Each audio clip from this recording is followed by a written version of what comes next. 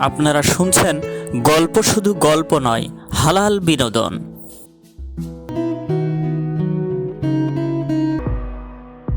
এক গ্রামে এক মহিলা ছিল। তার দুটি ছেলে ছিল। একটি নিজের ছেলে, অপরটি সতীনের ছেলে। সে সতীনের ছেলেটিকে সব সময় কোলে রাখত। উঠতে বসতে চলতে ফিরতে ছেলেটিকে কখনো কোল থেকে নামাতো না। এমনকি কোলে কাঁখে নিয়েই সংসারের কাজকাম করত। পাড়ায় বেড়াতে গেলে সতীনের ছেলেটিকে কোলে এবং নিজের ছেলেটিকে হাত ধরে হাঁটিয়ে নিত। পাড়ার মেয়েরা সব প্রশংসায় পঞ্চমুখ হয়ে উঠল।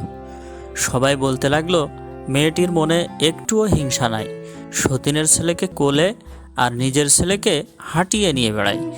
সতীনের ছেলেকে এত আদর করতে আর কোথাও দেখা যায় না। এরূপ সতীসাধ্যী নারী আর হয় না।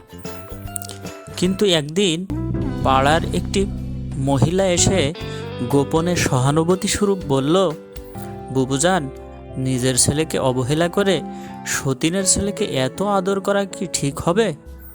তাতে নিজেরই ক্ষতি। মহিলাটি বলল, না রে বুবু, এটা আমার ছেলের প্রতি অবহেলা নয়। নিজের ছেলেকে হাঁটিয়ে নিয়ে বেড়ায় যেন তার পা শক্ত হয় এবং স্বাবলম্বী হয়ে সমাজে মজবুত হয়ে দাঁড়াতে পারে। আর সতীনের ছেলেকে কোলে নিয়ে বেড়ায় যেন সে কোনোদিন হাঁটতে না শেখে, কোলে থাকতে থাকতে অচল এবং পঙ্গু হয়ে কোনোদিন সমাজে মুখ তুলে দাঁড়াতে না পারে। এটা সতীনের ছেলের প্রতি আদর নয়।